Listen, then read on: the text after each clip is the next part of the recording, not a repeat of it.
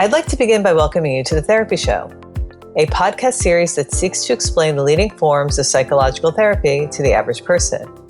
We will be doing that by interviewing the professionals who develop those therapies, so we can better understand when to use them and how to get the most from therapy.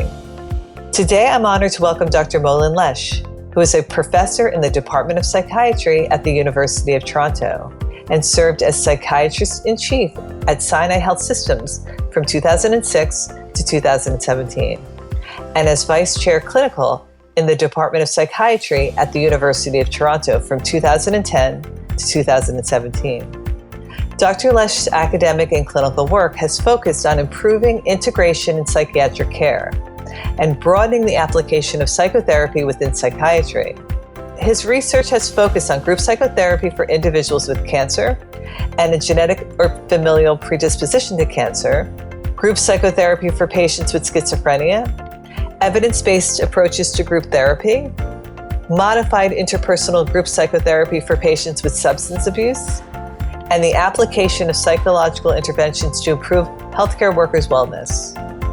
Dr. Leszcz co-authored with Dr. Irvin Yalom the 5th edition of The Theory and Practice of Group Psychotherapy, and the 6th edition is currently in preparation for release in 2020. Dr. Leszcz also co-authored the book in the Psychotherapy Essentials to Go series, Achieving Psychotherapy Effectiveness, which was published in 2015. Dr. Leszcz was awarded the Annie Alonso Award for Outstanding Contributions to Psychodynamic Group Therapy, was awarded the Distinguished Fellowship in the American Group Psychotherapy Association, and has been the recipient of a number of teaching awards at the University of Toronto. Dr. Leszcz is a fellow of the Canadian Group Psychotherapy Association and is a member of the International Board for Certification of Group Psychotherapists, as well as a member of the Editorial Committee of the International Journal of Group Psychotherapy. Dr. Leszcz is the president-elect of the American Group Psychotherapy Association, which is the foremost professional association dedicated to the field of group psychotherapy. Dr. Leszcz, welcome to The Therapy Show. Thank you so much, Bridget. It's a pleasure for me to be on this podcast with you and to participate.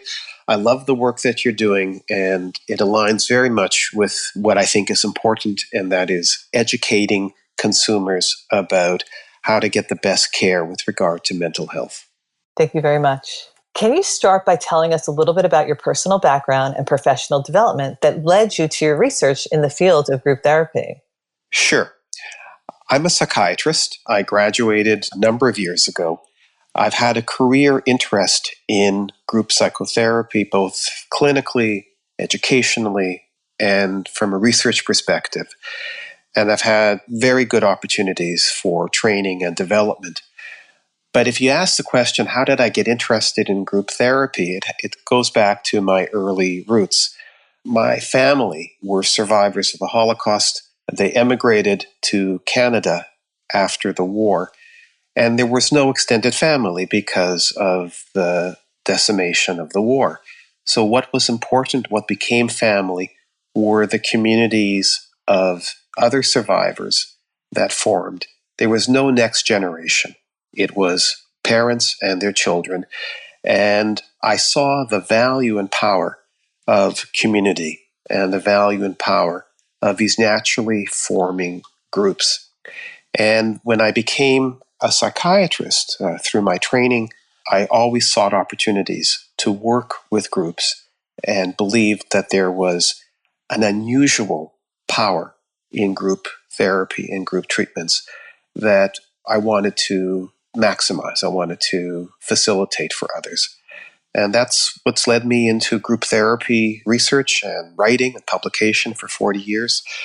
I've been involved in senior positions at the University of Toronto and at Mount Sinai Hospital in Toronto, and have felt every day that understanding how groups work has helped me to be a better administrator, a better leader, a better chief, a better university vice chair. And I see groups as a way to make people better in many, many ways.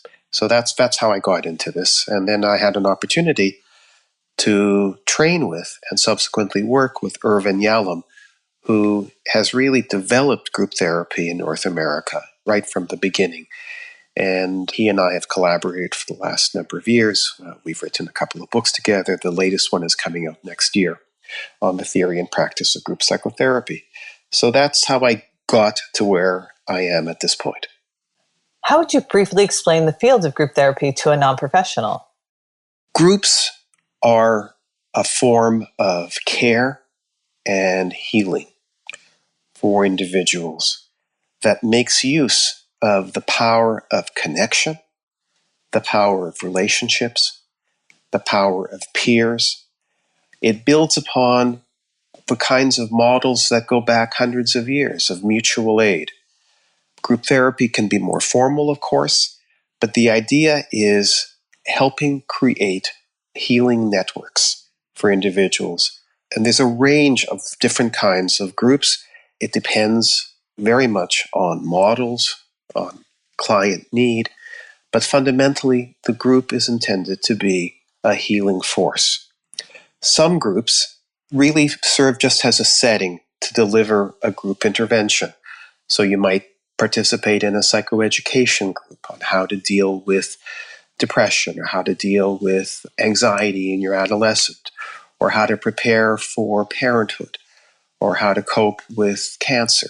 Other groups focus more on using the group not as a setting in which you deliver an intervention, but using the group as an agent to promote self-awareness, learning, growth, and development.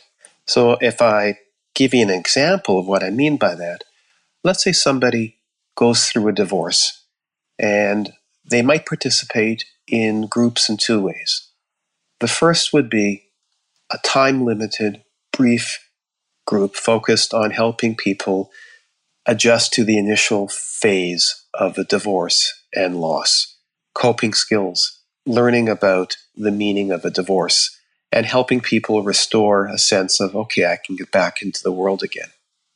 That may be more than enough for many people, but there will be some people who will then want to go into a group that dives deeper and provides them with an opportunity to understand, how did I end up in this relationship that disappointed me? What can I learn about myself in my relationships that puts me in a better stead going forward? What kind of knowledge do I need to have about myself? How can I improve the way in which I communicate or the way in which I deal with feelings of vulnerability or allow myself to become more emotionally intimate?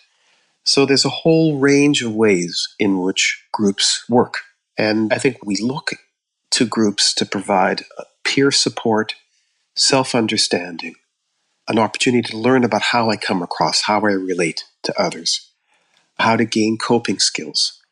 But all of it is embedded in the group being a safe and cohesive environment. I tell clients when they're coming to see me about group therapy, it's a team sport. For that hour and a half on Wednesday evening, nothing is more important than you being at the group because you need to be there for others, others need to be there for you. The trust that develops through reliability, predictability, the evidence of mutual commitment is part of the healing that happens in the group. I've had patients say to me that the group is the first place where they felt a sense of deep trust and deep acceptance. Those are kind of the cornerstones of group therapy. Many inpatient and outpatient treatment programs use group-based structures in their milieus. Can you explain the difference between how these programs use group therapy in terms of process groups and skill groups, and how group therapy theory should inform group therapy practice? That's a great question. And I think it leads us into a discussion of the difference between group programming and group therapy. And sometimes there can be a confusion between these two. Group programming would be watching a movie together on the inpatient unit and discussing it, or having a lecture about addiction. Group therapy involves a much more interactive, interactional process where people are not passive recipients of information, but are, in essence, part of the curriculum, if you will.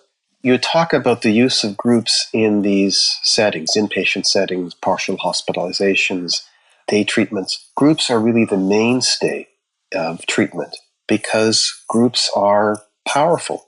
The evidence about research regarding group therapy shows that groups are effective. Groups are equivalent by and large to individual therapy. And the reason they're so broadly used is because they are efficient with regard to therapist use and time. So by a factor of 2, 4, 6. And I'll talk a little bit about the efficiency issue because that's a double-edged sword. It is both part of what is appealing about group therapy and sometimes part of what deters people from group therapy because it makes people think that they're getting a second rate or a discounted treatment. Before moving on to further discussion, I want to share with you a very interesting, very compelling story about the use of group therapy and the development of a training program to help people who work in an acute care general psychiatry unit, kind of the challenging clinical environment that you see on TV shows. There's a large behavioral health program in the States that provides care to thousands of patients every year. And they were unhappy with the quality of what they were doing on their inpatient unit. It was what they called meds and beds. People came in, short admissions, and then there wasn't a lot that was therapeutic that was happening until the leaders of this program decided that they were going to train 60 social workers in their program how to do group therapy with these difficult, often acutely psychotic, agitated, distressed, and disturbed patients. And in short order, they were able to transform the quality of care in these units. And these are a number of hospitals across a number of states. And what did they find? The quality of care went up. Patient satisfaction went up. Adverse incidents, violence, aggression went down significantly. And staff morale soared. So being part of an effective group is not only healing for the participants, it also adds to the morale of the people who work in this field. It's a powerful story about what properly done, properly trained, properly led groups can do. Who is group therapy most effective for, and why should someone choose group therapy over many other types of mental health treatment services? The research, and there's robust research that shows this, group therapy is by and large equivalent in effectiveness to individual therapy. Large studies show this over and over again. What matters is that the group, like individual therapy, is well done and well conducted. What's key is that the client has to come into this with a sense of interest. It's got to feel like it fits. Sometimes there's an important piece of work before people come into the group to help demystify group therapy and make it feel less daunting. But the short answer to your question, for whom is it most effective? I would say it is equally effective for virtually everyone. Sometimes people need some individual treatment to help with management of symptoms, management of distress. But if people can see the group in terms of its full potential and develop what is described in the literature as a therapeutic alliance, which is the agreement that the client and the therapist have about the goals of treatment, about the tasks of treatment, and about the quality of the relationship, then they're off and running. Client expectations matter. If a client has a particular idea of what they need, then they're more likely to benefit from that than getting assigned to something else.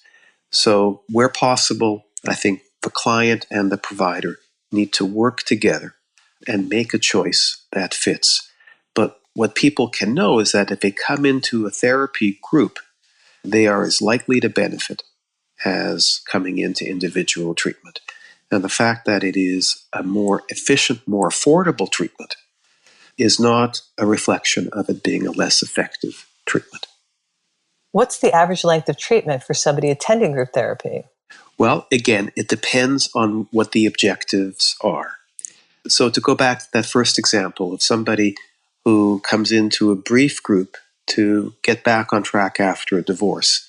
That might be a psychoeducational group. It might be a CBT group, learning skills about re-engagement, about overcoming social anxiety, about strategies to maintain mood. That group might be anywhere between 4 and 12 sessions. A more intensive skill-oriented group using CBT or interpersonal therapy skills might run for 20 sessions. What research shows is that many people do well in group treatment that runs for about 20 to 30 sessions. So we're talking about once a week for 5 to 8 months. People who have more chronic difficulties or where personality issues are more prominent need a longer course of treatment. And for people with those difficulties, probably 2 years of weekly treatment would be required. So it depends on what the client needs and how they're willing and able to engage in the treatment. What skills, habits, or tactics can clients and therapists adopt either during their sessions or in between sessions to improve the effectiveness of group therapy? There has to be a commitment to using the social microcosm of the group as a way to learn about oneself, but then to create an adaptive spiral where one takes the learning from inside to outside. I've had many clients in group therapy say, I can do this here. I can be open here. I can take risks. I can be compassionate to others. I can share my vulnerability, but I can't do it outside. A lot of work needs to go into that adaptive spiral, taking from the inside to the outside. And what I encourage is for people to maintain a reflective position, that they're studying themselves, thinking, okay, here's something that I've seen before in myself, in the group. Now I have an opportunity to try and do something different. So that self-reflection is critically important. And people need to practice every kind of psychotherapy, even the most psychoanalytic psychotherapy, involves behavioral change, behavioral reinforcement. You got to take risks. You take risks first in the group, develop a sense of this is doable, and then you begin to take that outside of the group. Look to seize opportunities. What are the most common obstacles or missteps that prevent therapists and clients alike from seeing the full benefits of group therapy? Well, I think we know that there is still substantial stigma around mental illness. And I think that within the domain of mental health care, group therapy may be viewed in an even more stigmatizing attitude than individual treatment. Why is that? I think some clients fear exposure. They fear that they will be shamed. They fear that they will be pressured. They fear that they will be judged. They fear that they will be bullied. Many people for whom group therapy is particularly helpful don't look at group experiences as being part of what has been helpful to them in the past.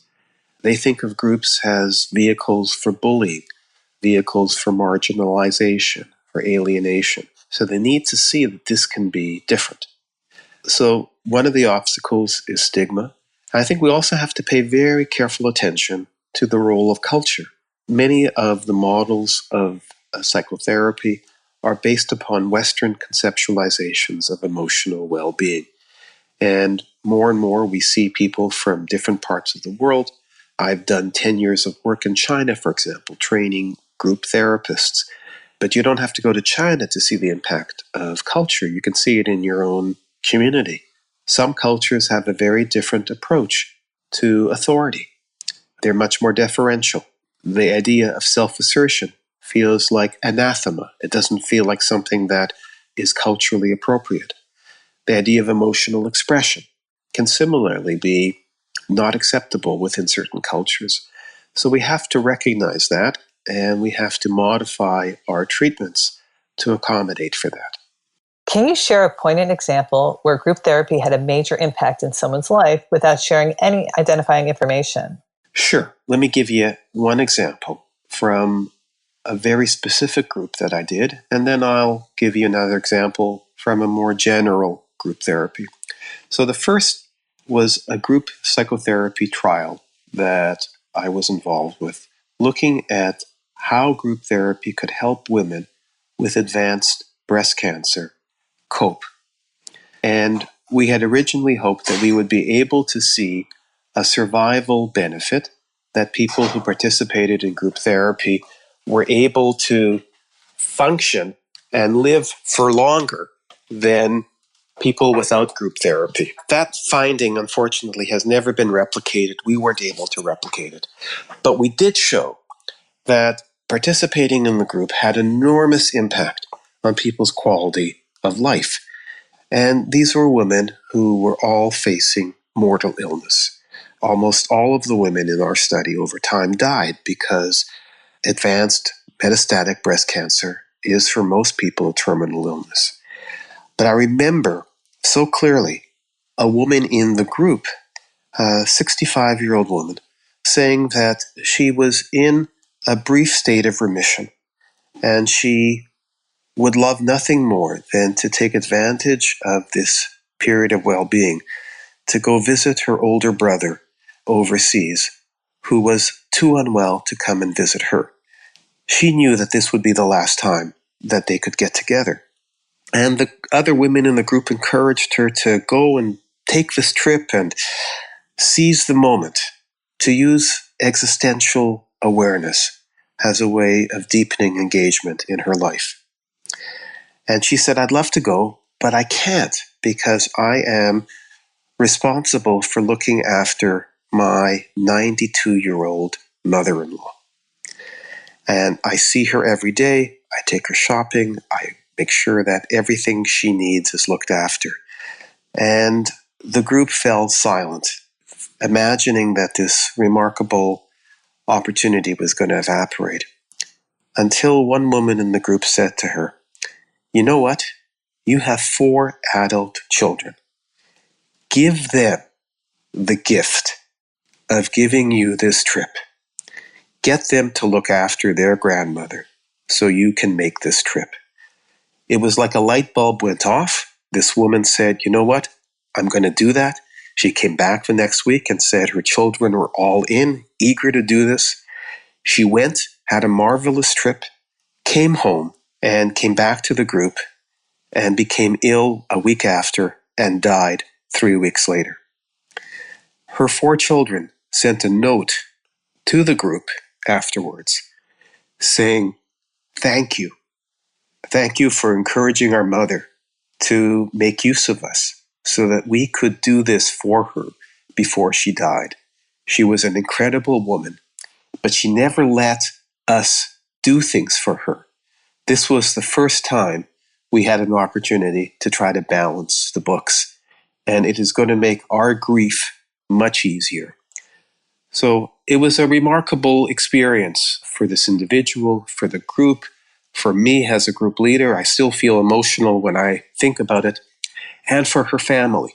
And so that's part of the power of good therapy.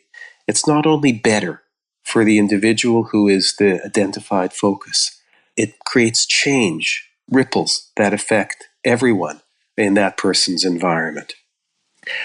An example emerging from a group that is not specific to a particular illness or ailment, but consists of people with issues of depression, anxiety, substance abuse, and trauma. A woman who came in to group therapy because she always got into fights with people. Her professional life was hampered by the fact that people just didn't like her. They didn't like working with her. And what unfolded in the group was her recognition that the idea of justice mattered more to her than anything else, and that if somebody did something wrong, they needed to be punished. And she would do that in relational ways. And what happened that was most useful for her in the group was the development of a capacity for compassion for others. And of course, as we dove in deeper, we recognized, and she recognized, that not only did she lack compassion for others, she lacked compassion for herself. She had a very black and white view of the world. And the group was really transformative for her with regard to understanding more of what lies beneath the manifest. She said it was kind of like getting X-ray vision into other people's psychology, so that if somebody did something that I didn't like, instead of my condemning them, I could ask the question, why would this person do this? What's contributing to it? What's upset them? What's hurt them? And so again, you see the individual benefit and the people in that person's world benefiting as well. And often the other group members can say to the other person in the group things that you as the therapist or the facilitator can't. And that was what I think is so special about group. You are so right. There are many times when clients will say, well, to me as the group leader or the therapist, well, of course you're going to say that. You know, you're a therapist, or that's your job. There's something compelling when it comes from other members of the group who are not professional, but have enormous wisdom. And the ability to use their wisdom to be helpful to others is another one of the therapeutic factors in group therapy. You've heard me talk about self-understanding and interpersonal learning and self-disclosure.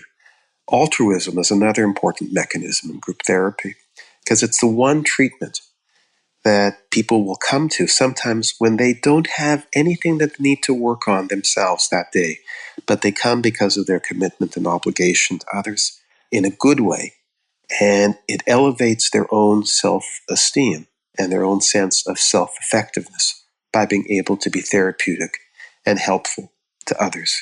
Time and time again, I have seen members of groups receive things from other members of the group that they would never be able to take in or hear from a therapist. We are viewed as professionals. It's our job. We get paid to say these things. There's a kind of realness that comes from other members of the group that is much harder for people to refute or deny. And lots of people seeking therapy have trouble taking in good things. And it's harder to not take in good things from your peers than it is from a professional. Who is group therapy not appropriate for? One of the things about group therapy is that it's not flexible. The group meets every Tuesday from 5 till 6:30. If somebody travels a lot, if the logistics are hard, it's not like they can reschedule. So you need to have logistical flexibility. You need to be able to make a commitment to the group. And you need to see that there's a relational underpinning to your difficulty.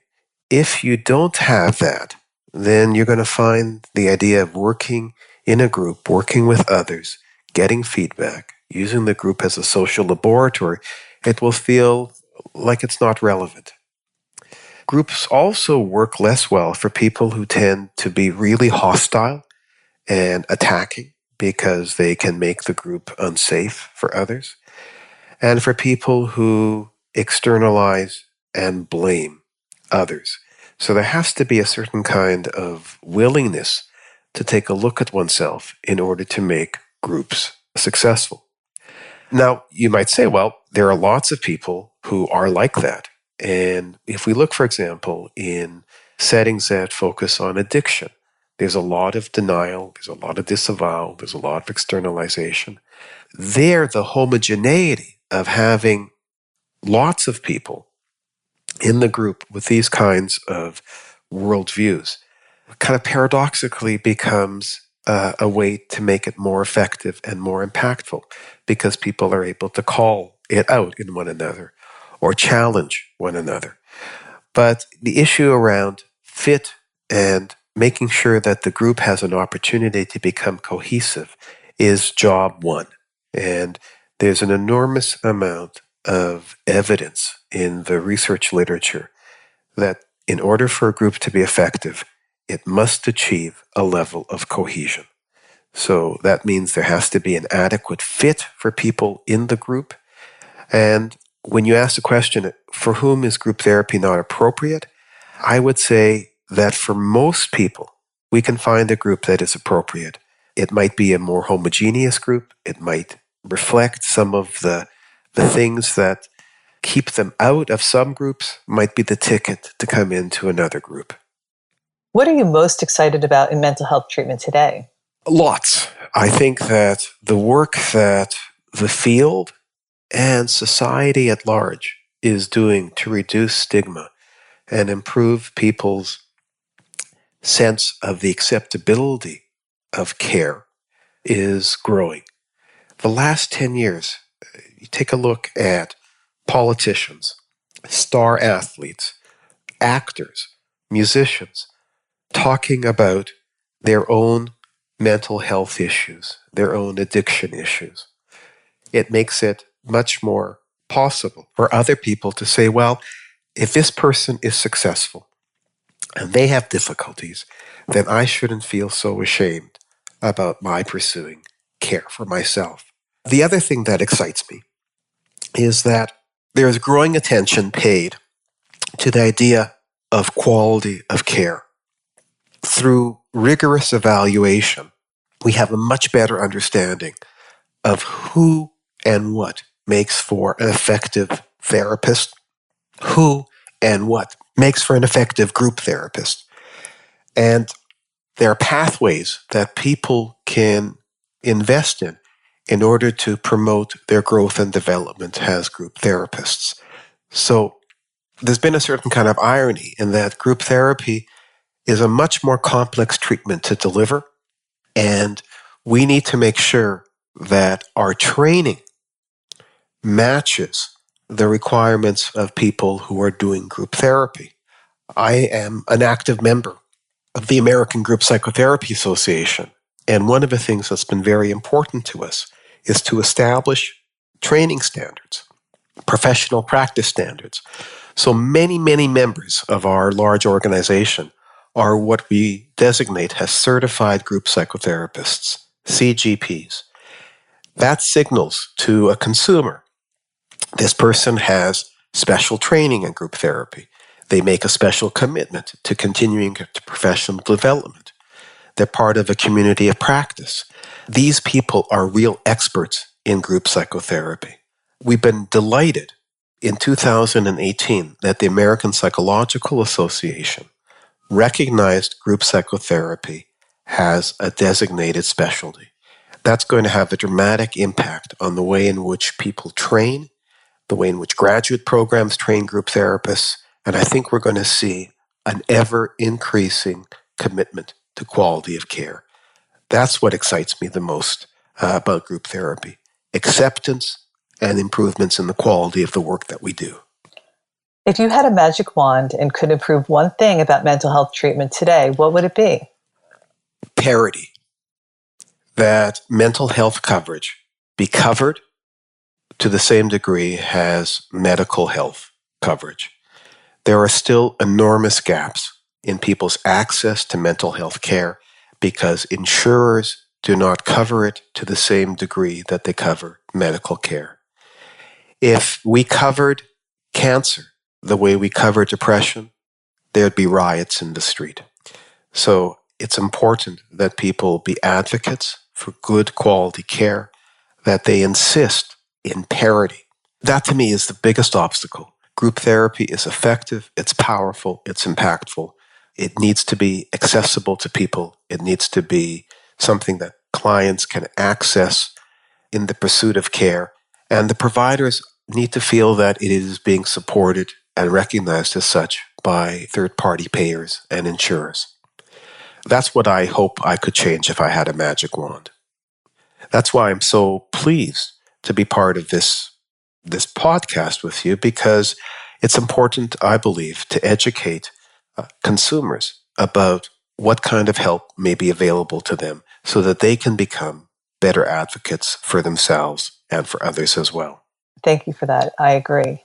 It's so important for the consumers to ask for quality group therapy and from trained therapists in group therapy. So how can my audience learn more about your work, either online or in print? Well, I would encourage people to check out the American Group Psychotherapy Association. and to go to our website. I think you've provided some links to that. Consumers will also find links there to certified group psychotherapists all across the United States. My work is published in the professional literature, and I would encourage people to have a look for the book that I've done with Irvin Yalom, The Theory and Practice of Group Psychotherapy, and other publications and references that you have listed already elsewhere on the website.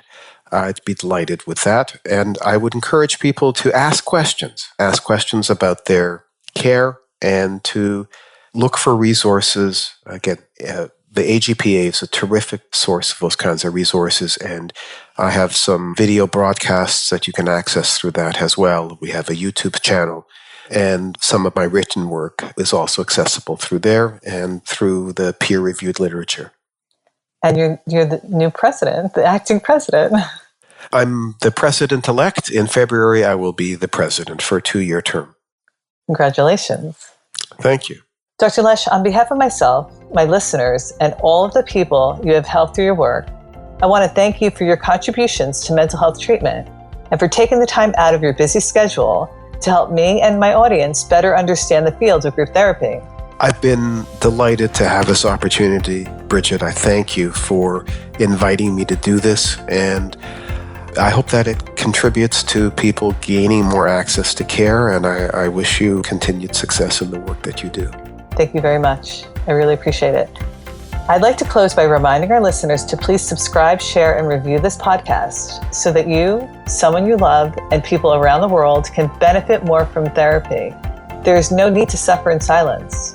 Get the help that you need to create the life that you want.